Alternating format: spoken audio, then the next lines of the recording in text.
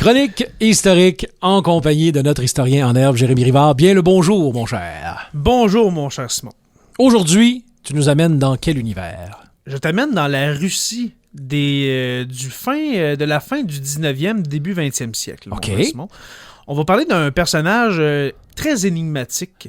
Connais-tu Raspoutine? Est-ce que ça te dit quelque chose? Ouais, ben la toune disco de Bonnie M, là. Ouais, ben justement, peut-être que je vais te la demander en demande spéciale la semaine prochaine. Pourquoi pas? Oui, parce que ça a un lien. C'est vraiment une chanson sur le personnage que je vais vous présenter aujourd'hui, qui s'appelait Grigori Efimovitch Raspoutine.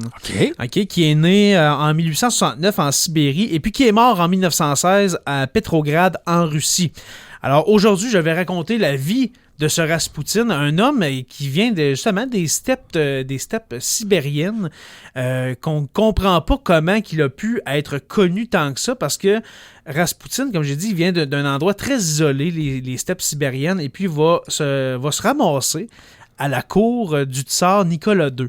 Okay? Et puis, on va expliquer aujourd'hui comment il a pu se rendre jusque-là. Rien de moins. Rien de moins. Et puis, son existence même va amener la révolution russe de 1917-18. Alors, c'est vraiment un personnage très important dans l'histoire russe, ce Grigori Raspoutine. Alors, il vient d'une famille de riches, pas de riches, mais de propriétaires terriens. Ses parents, son père a des terres, etc. Alors, Raspoutine, la famille Raspoutine est très aisée par rapport aux autres Sibériens, si je peux dire, même les autres Russes de cette époque-là. Mm-hmm. Dans son enfance, il va vivre par contre un épisode très traumatisant. Il va tomber dans le lac gelé. Il va transpercer la glace et puis il va faillir mourir. Lui et son frère vont tomber dans ce lac-là et puis vont survivre. Mais Raspoutine, Grigori, ok, on va l'appeler par son petit nom, Grigori, lui va rester très marqué de cet épisode-là et puis il va changer du tout au tout. Avant, c'était un enfant très normal, un enfant comme tous les autres, mais après cet épisode-là, il tombe très mystique, très, très religieux, avec un niveau de mysticisme très, très prononcé. Okay. Ouais, très, très, très prononcé. Et puis, on dit qu'à l'adolescence, premièrement, il devient débauché, il devient alcoolique à l'adolescence, bagarreur et coureur de femmes. Alors, il va courir les femmes plus vieilles que lui. Okay? Alors, il est complètement déconnecté, ce jeune-là. Okay? Il y a vraiment de gros problèmes. Et puis, en plus, il dit qu'il a des visions religieuses. Il y a des visions de Dieu qui parlent de Jésus, etc.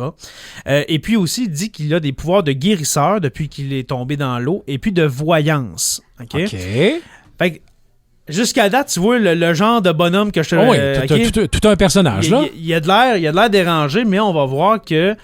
C'est plus la semaine prochaine, mais on va voir que il était pas si... Tu sais, il est vraiment bizarre, mais... C'était pas si loin que ça de la vérité. C'était pas si loin de la réalité. Exactement.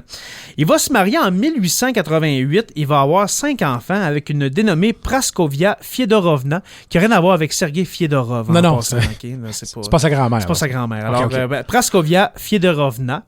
Et puis, est-ce que tu as remarqué que les femmes ont toutes un patronyme avec un A à la fin? Oui. Oui, c'est parce que les femmes n'ont pas le même nom de famille que les hommes.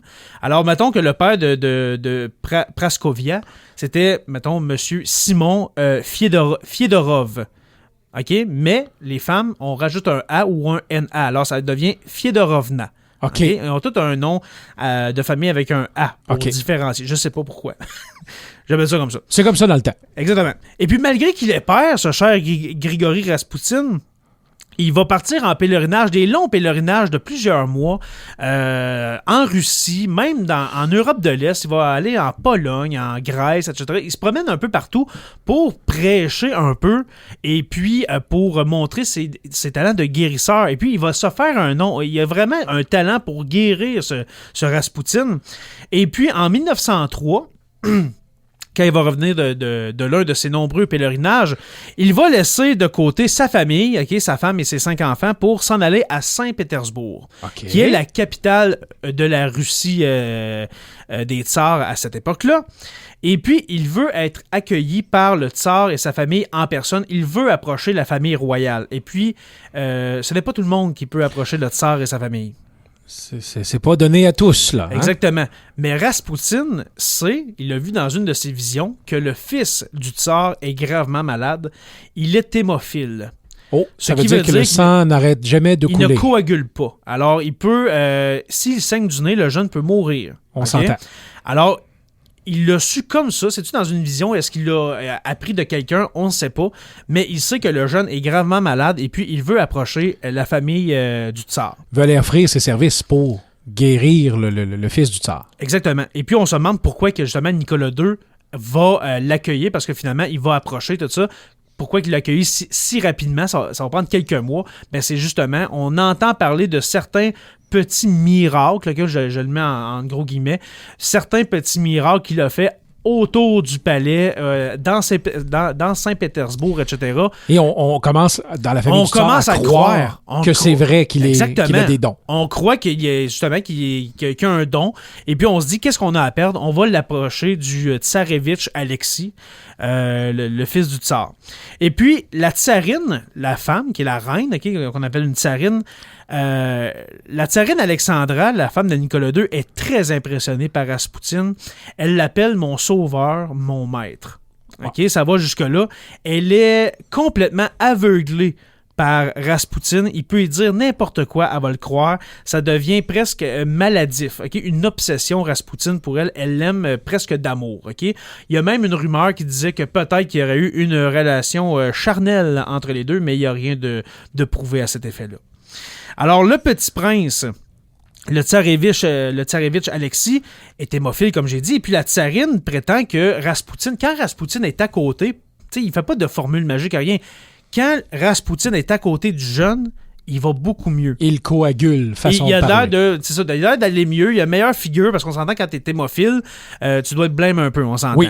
Alors, la tsarine dit que son fils va mieux quand il est à côté. Alors, Raspoutine, pendant les dernières années des Romanov, okay, de Nicolas II et de sa famille, va les suivre pas à pas. Il va tout le temps être dans l'entourage, à part pendant la Première Guerre mondiale de 1914-18, où est-ce que Nicolas II va aller au front, okay, il va aller sur le champ de bataille et puis va laisser sa femme avec Raspoutine. Et puis on dit que Raspoutine donnait des conseils militaires à Alexandra qui, elle, les transmettait à son mari. Okay? Ça va amener une série de scandales. Bon, cher Simon, que je vais te raconter la semaine prochaine. Okay? Oh! Il y a beaucoup de scandales alentour de ça.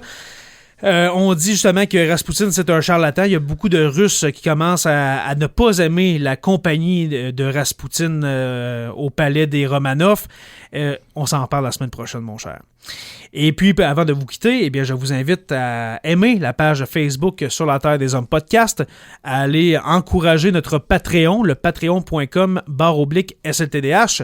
Et puis, on continue cette superbe histoire du mystique Raspoutine la semaine prochaine.